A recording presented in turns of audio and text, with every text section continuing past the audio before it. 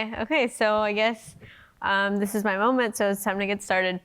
Hi, I'm Andrea Chavez. I'm a producer at Cinecode, the virtual production division of DigitalFilm Tree. And today, first of all, thank you so much for coming out to this panel. I'll be talking about Previs for TV's tightest schedules, oddest challenges, and most complicated budgets. Let's go back. So first I want to start this by introducing my lovely team. We're a small team, but it's really just like full of rock stars. We have Rami Katrib, who is our CEO and founder, Nancy Jundy, our COO and CFO. And then we have a picture of me with the black hair, was a producer then, still a producer now. And Karush Purnazar, our producer and also our LiDAR expert. And I'll tell you a little bit more about that in just a moment. And we have Kevin Stevens, our hybrid developer and animator, as well as Roger Matthews, our developer. And so let's see, what is Cinecode? So like I said, we're the virtual production division of DigitalFilm Tree, and what we do is we specialize in previs for film and TV, proof of concepts, music videos, anything you name it. However, we also do all sorts and kinds of visualization, whether that's for stunts, safety, VFX, storyviz, anything. We've pretty much done it, and if we haven't done it, we'll probably get around to it. And from there, we use game engine technology such as Unity to help us previs with our clients, and that'll help them save time, money, and carbon footprint. So some of the shows we've worked on have been shows like Ted Lasso, The Umbrella Academy, NCIS LA, Dave, Miracle Workers. There's so many shows, and there's some that are also coming up soon, so you should keep up with us on a podcast that we have that's hosted by Nancy Jundy called The Drop, where we talk a lot about post services and post-production in general and just give an overall idea. So I just want to shout that out, and if you want to learn more, you should check it out. And how does this work? Well, you'll see on here that we have our example of the Umbrella Academy, and this is from season 3, episode 10. The actors, they're in the Obsidian Hotel, and the hotel is crumbling down. So in Previs, we helped create that VFX and show how the hotel was going to change. And then you can see how they applied that previs onto their production, where they have the actors standing on the same sigil, and they're shooting that high angle shot that we helped them previs. And then the final result, of course, at the very end. And so for something like that, we get to work with different departments, whether that's the art department, or we'll work directly with the director or cinematographer, showrunner, even like stunt coordinators. Everybody gets involved as long as there's time. And with TV, knowing that they have quick turnaround time, sometimes that's not always the case. However, we've made it pretty much possible for anyone to view the previs and make it something that's easily accessible. So once we understand what their bottlenecks are, whether that's VFX, budget, time, we're then able to kind of decide like, okay, well, how should we go about the previs? And we'll start by virtualizing their scenes and sets, and we bring them to life. So some common client questions that we get is like, okay, well, like all of this is really amazing, but how does this work? Like, how long does this take? And every client is different. However, I would say it doesn't, well, I would personally like to have like a week to do all of this. Sometimes we only have a day or a few hours. But there's like no excuse for us to like never not do previs. So for example, in the Umbrella Academy, we have Dealey Plaza, and that was something that we had as a LiDAR scan. So we were able to quickly just import that into Unity and bring it in. And for something like adding textures and doing that way, that could always be done later, but at least they have like the foundation for it. And then for Ted Lasso, I actually have an interesting story about that one. So their stadium, it takes place in Selhurst Park Stadium, also known as Nelson Road. And their producer, Kip Kroger, had contacted us one afternoon and was like, hey, are you guys doing the virtual thing still? Because we were very new to it. Like we had, at the time, I think we only had the Umbrella Academy as our previous client. And he was looking to create something where the soccer players would come out with the kids, and then they would do a soccer game, they win, they lose, and that's it. It seemed fairly simple. And so when we did that, he was just like, yeah, would you guys be interested in this? And I said, yeah, of course. And he's like, well, the thing is that, you know, it's Friday and I need it by like Sunday. And so we were like, yeah, we can do it. And we were really lucky that with an asset like that, even though we had no access to do LiDAR scans or anything like that at the time, we were able to just find the asset online. And Selhurst Park Stadium was really popular, so it was easy to just bring that up. And just one thing that I want to note with all our environments is that they actually have the accurate heights and dimensions of the actual location. So we make sure that there's accuracy to the previs that we do. It's not just like having a visual that's just like, okay, that's cute. And it's really, really valuable for them. And so another question we get is, well, how much does this cost? And it actually costs less than the Mandalorian budget. And that really just depends on consultation and the scope of the project. But again, if you're interested, please feel free to reach out to us on digitalfilmtree.com, and I'm sure our contact information is on there. And well, how does this save time, money, and carbon footprint? So as you can see here, I have some quotes from our amazing clients and like ways that they feel Previs has helped them. And I think an overall take on all of this has really been the fact that with Previs, they're able to do things that they don't necessarily get to do all the time. And one of those things would be like, for example, location scouting and doing rehearsals. They're not always able to just go on set and make sure the actors are there and like practice what they're gonna do or like block out the scene and plan for that. That's really a luxury thing.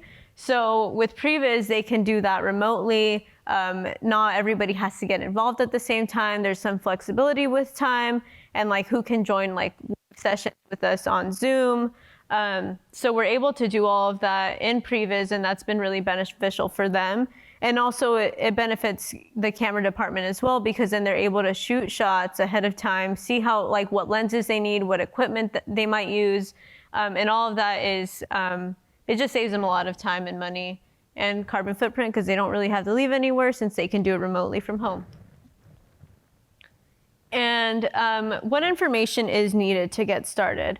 Well, I would like to have as much direction and information as possible, but sometimes these productions are in very early stages where all they have, it could be an idea on a napkin.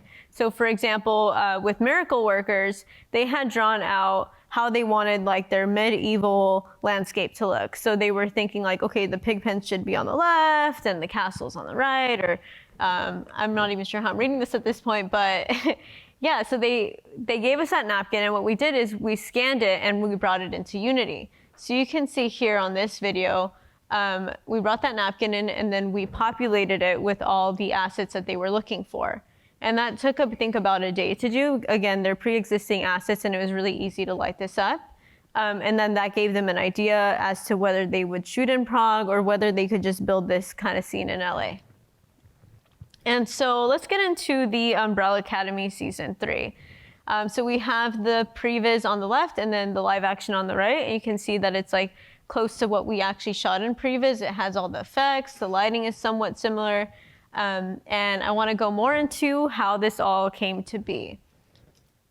So for them, and like I'll mention so many times today, is that every client is different. With them, because their show has just been up and running since season 1, season 2, season 3, we had access to more resources, and they were providing us with storyboards. The storyboards would help us understand like what kind of shots they want to make. And I always want to mention that we never try to paint anybody out of the narrative. Sometimes people see previs and they think it's a way to, get rid of storyboarding. I still think that it's really beneficial because it shows us directly like, okay, this is what you're thinking of.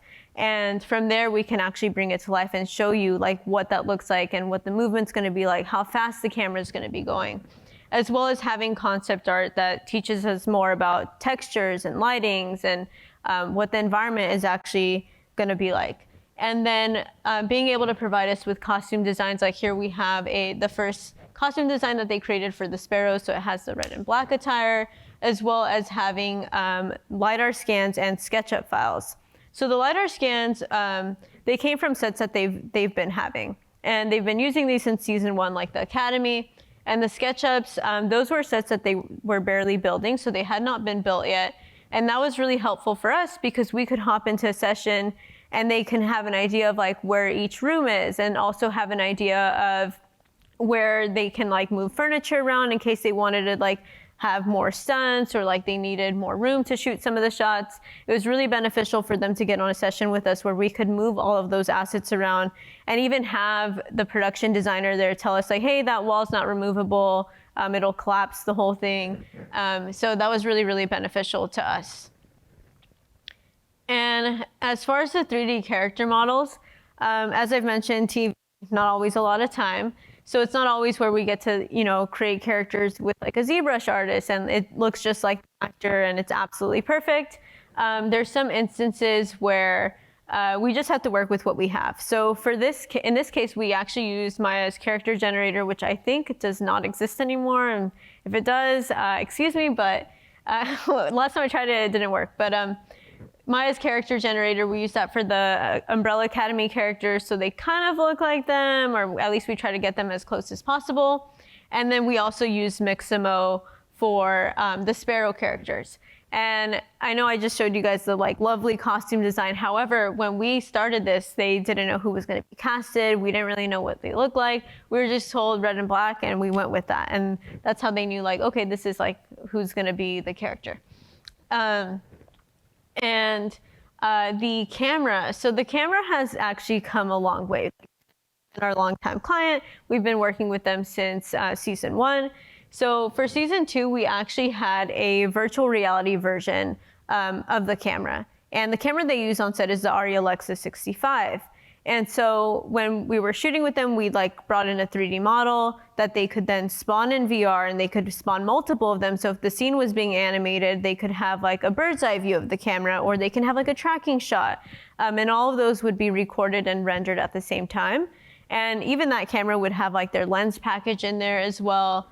At this point, we got more into like getting into like a desktop version for season 3. So we'll use the Cinemachine camera, and it's been really helpful to just plug in all those components, whether it's the aspect ratio, the sensor size, the lenses, and all of that matches to the camera they're using on set, and it has the same exact specs. Another aspect of this was also using some of their camera equipment. So a lot of the shots they wanted to use were like on dollies or camera cables, or even using a movie bird crane. And we found a movie bird crane asset that fit the one that they were using, and we showed them that it would actually, you know, work in their set. Because another thing was like, you know, it's one thing if they rented out all this equipment and then they found out that it's not usable. So using Previs for something like this was also really, really helpful. And you can see in this next video, we have Everett Burrell, who's their VFX supervisor. He was on his lunch break, and he was just spawning cameras and creating shots in Unity. So this is back when we were doing it in VR. And it was just like really easy to just create, record, and render out. And some of the things that we made alongside the camera were tools. So we developed different tools that helped with camera department, editorial, pretty much anyone in production who needed it. And one of those tools was camera metadata. So the camera metadata would be exported with each shot. And this data was technically a text file that told us information about the camera, like what lens they were using, what camera they were using, who was it focused on, what's the distance between the focus subject and the camera, sensor size, aspect ratio, pretty much everything that, like all the components, they were all on there. And that was really helpful to them, for them to see. It's like, oh, okay, this is what I should focus on. And then they have the visual alongside of that, as well as we created a measurement tool. So the measurement tool, you can see it's like 56.61 feet. And that tool was basically, it's pretty simple. It was like an arrow, and depending on like what the arrow was pointing at, it would give us a distance between that. So whether it was on a sofa to the wall, then they would know what the dimensions were for that. And that was, again, super, super helpful for camera and production design to know how much space they would have and like whether their equipment would fit there. And that was really, really beneficial. And alongside of that, everything always feels very camera related because it's super, super important to them, was that on the bottom right corner of every one of our shots, we would have the camera height. And the camera height would change as the shot would progress. And I can show you in this example here how the camera height, it goes from 19 feet all the way down to 5 feet. And that was helpful for them to know because they would know like, okay, our ceiling maxes out at 20 feet. We can't go higher than that. Let's go to 19 feet and start the shot there. And that also helps them understand like what kind of lens they should use, whether they should go wider to capture the shot, and what would be the best way forward. So once we have all that set up, for them, what benefited them the most was to do live sessions. So they would do live sessions on Zoom. So we would meet with Steve Blackman and he would bring on the production designer so they can decide like what rooms would be for what, whether one would be a living room or a lobby. And we were working with them on that. And then we have our director, Jeremy Webb. We really actually worked with like all the directors on the show, but I have an example here where Jeremy would direct like 10 different versions of the scene on Zoom. And that was really helpful because then we could like review them and even their team could like decide like what would be the best option. And then we also worked with Neville Kidd and Craig Robleski. They're the cinematographers and they would just be creating shots like after Jeremy would direct them. And it was kind of like being on set, as well as Jeff King, their producer. And he was like pretty much doing everything. Like sometimes even the directors would like create their own shots as well. And that's just opened up so many opportunities for like their team to just join us on different sessions whenever they had the time. And then we would start working on the project, which is awesome. And let's see this. I don't know what this is. Oh, there we go. This is the most important part. I kind of forgot about it. So this is actually, you know, what resulted from everything that we did. Again, Previs on the left, live action on the right. And you can see that it's very, very close to what actually happened. In fact, when we talked to the cinematographers, we asked them, well, like, what did you guys shoot on set? Because we had not seen the footage yet. The show had not came out. And they said 90% of what we did in Previs in Unity actually got shot. And the little 10% that didn't was more so because they ran out of time or they just wanted to prioritize like other shots that they did. But yeah, it's like really, really close. And even here, like I can see like some of the changes that they made, like whether they removed the pillars or even having like the VFX that they did for Christopher and the cube. All of that was really, really beneficial for them to, you know, have an idea of how those shots would work. And one thing I do want to mention about all of this is that editorial gets involved. So it's not just like a production thing where you're using it on set and that's it, but in early stages, our editor at the time, Joe Suzuki, he had actually worked with Jeremy Webb to string all of this out. So that way they can see like, okay, this is a way to tell the most compelling story for the Umbrella Academy for episode 1. These are changes we can make. And it's really cool that they can see the edit way ahead of time because I do feel like it's a rarity to, I mean, I guess edit before you shoot a show because like what footage would you even work with? And then for episode 303, this one was more VFX heavy. So we did a lot of techvis here and planning out for the VFX particles. And with Unity, like there's a bunch of particle effects on the asset store that we were able to work with that helped inspire like how they would actually do these explosions and like what colors and tones they would use. And for episode 306, this one was actually really fun because it was the first time we didn't use the Lexus 65. We used a Phantom camera. And their reason being was because they wanted to see how the frame rate would work. And they were shooting at 500 frames per second. So you can see when Jamie spits out and the spit just goes flying towards the wall, it's all at 500 frames per second. And this is really cool that we were able to export a shot out like that in Unity, as well as you know, being able to test it out in different frame rates, whether it was 200 or 120. They had all these options that they could work with to ultimately decide like, oh, this is the best way to shoot this shot, as opposed to like spending so much time on set and like not knowing what's going to result from it. This was super, super helpful.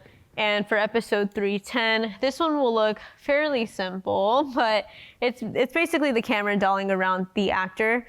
However, this one, I feel like we did hundreds of times, and that was more so because, again, with timing, they were trying to see, like, is 10 seconds too fast to show, like, the hotel, like, crumbling down, or should we do 20 seconds? So we were able to figure that out for them.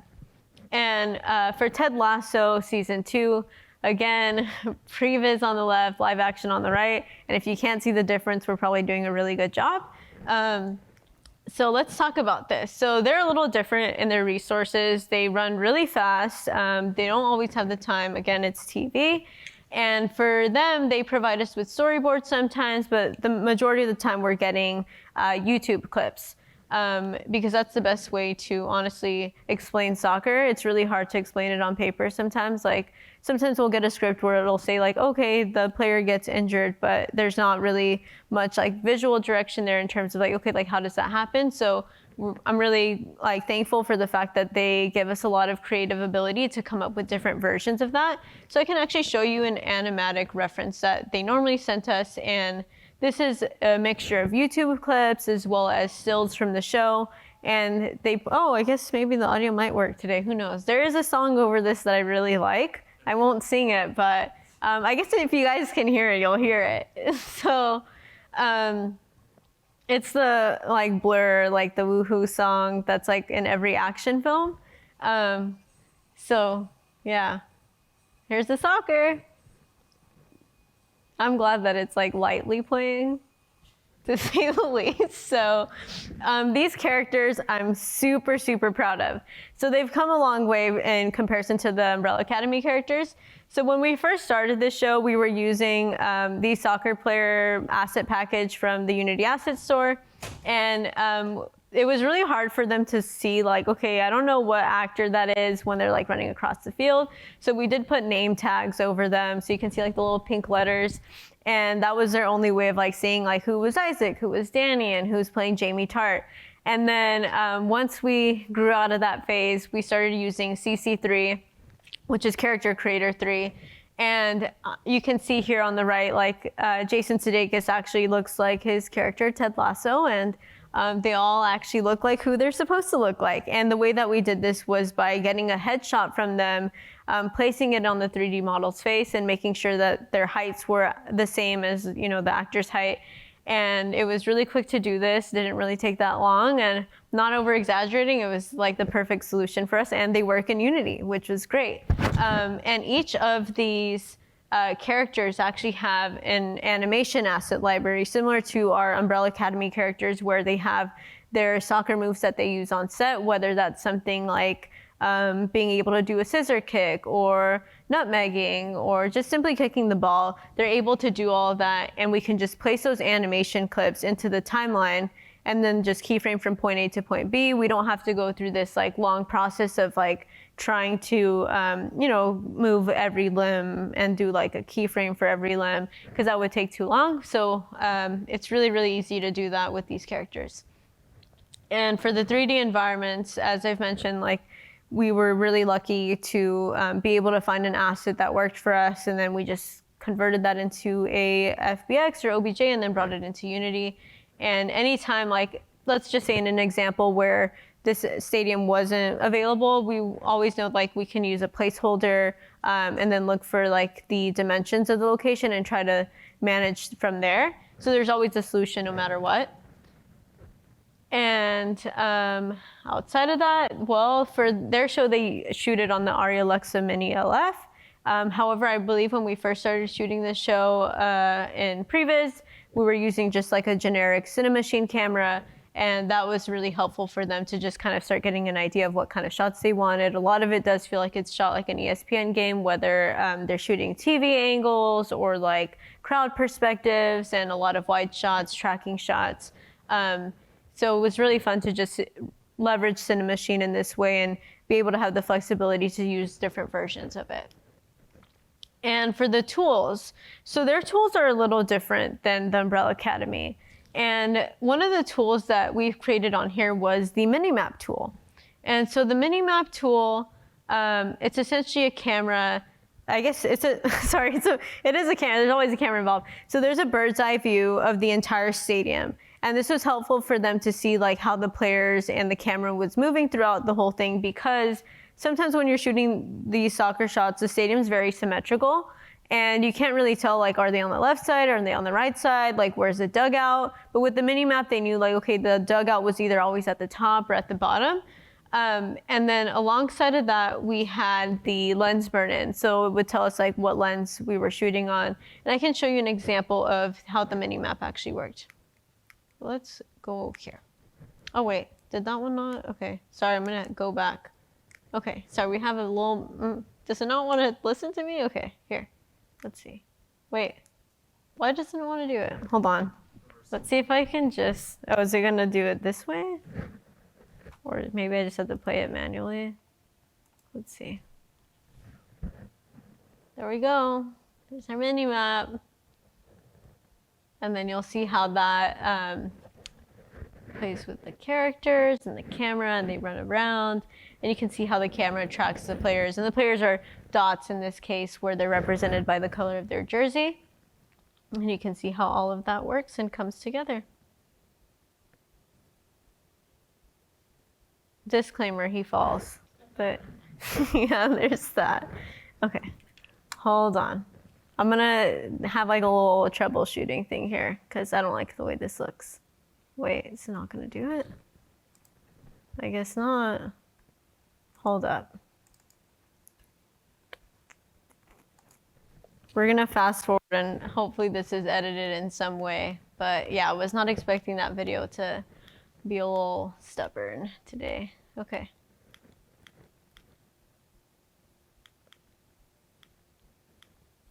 This is kind of like my reel, like my little highlight reel. Okay, let's keep going forward. All right. We saw that. And if it plays now, I'm going to be so upset. Okay, so now let's actually see what resulted out of all of that. And one thing I want to note is that in this production, they don't do live sessions, or they don't necessarily always have the time to do live sessions. So sometimes we're really just running from their directions and what they have on the script, and we go from there, and they can always send us notes for revision. So if time is really an issue to do something like that, then we always have a solution, and we'll provide all the previs. So yeah, hire us, I suppose. And for Dave, this was actually really fun to work on, and another example of a show that was just like, okay, like we need this tomorrow. So what they were trying to solve for was the fact that they were going to shoot this scene at the Hollywood Palladium in Los Angeles, and they only had about 20 to 50 extras to fill up the entire venue. And obviously that's not going to fill up a big space, so they were trying to figure out like how would they get their VFX plates, like how could they do these 360 shots that wrap around Little Dicky, and so they were trying to plan for that. And given that it was 24 hours before, we were able to quickly set that up for them and create a version of that. So you can see what resulted on here. He's performing, and if you have seen this episode, you know that he takes his pants off. I'm not going to show that part, just trigger warning, but well, actually I don't really need one since we're not showing that. And anyway, for NCIS Los Angeles, this one actually might need a trigger warning because someone like dies in it, like this like brutal like death, but it's not that gory. So they were trying to figure out previs for, I guess this is more stunt viz. They were trying to figure out like what angles they would shoot this stunt at. It's essentially the stunt performer, I guess the actor, running onto the back of a truck and then getting ran over. So you can see that on here. Let's see. Yeah, so he runs. You can even see a little previs character running.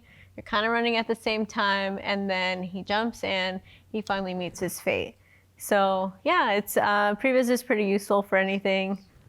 This was really fun to do because I don't know, not to be dark, but this was fun. And so at Cinecode and at DigitalFilm Tree, what we really like to do is empower storytellers, whether that's for high budget TV, low budget, indie filmmakers, students, really anyone who's interested in telling stories. We'd always love to help them. And if you guys have any questions, feel free to ask. And other than that, thank you for coming to my panel.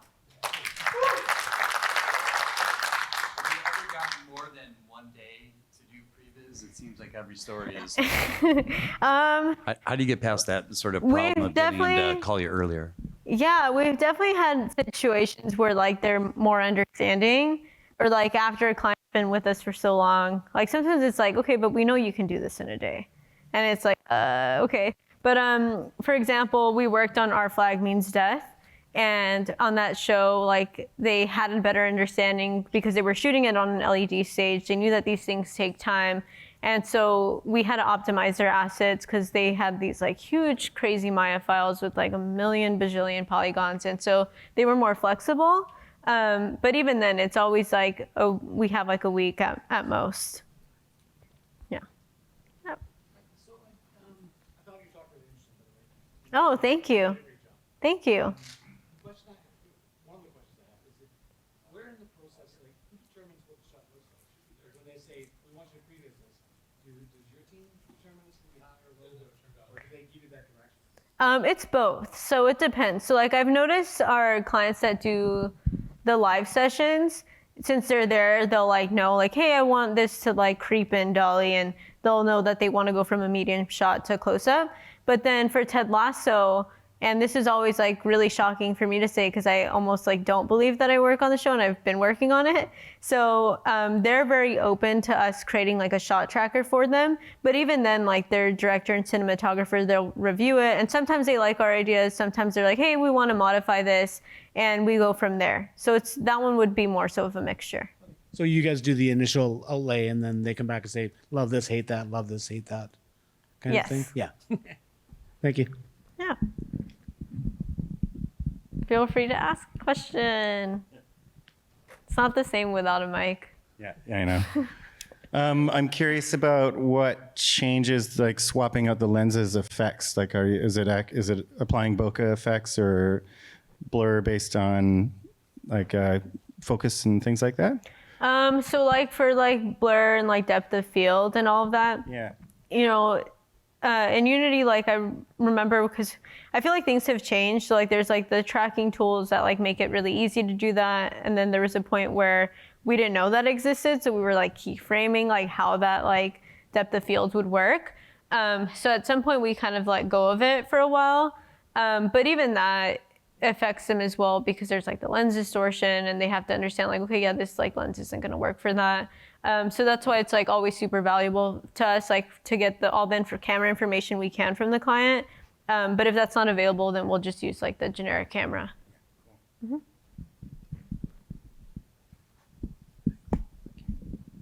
How much lead time from the time you deliver your previs and they actually shoot it?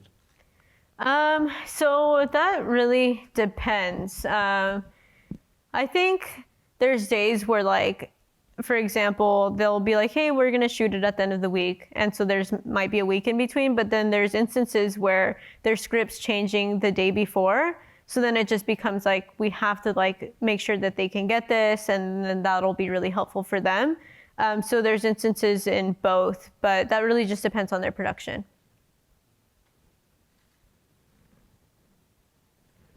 Any more questions? Thank you guys so much. Good job. Thank you.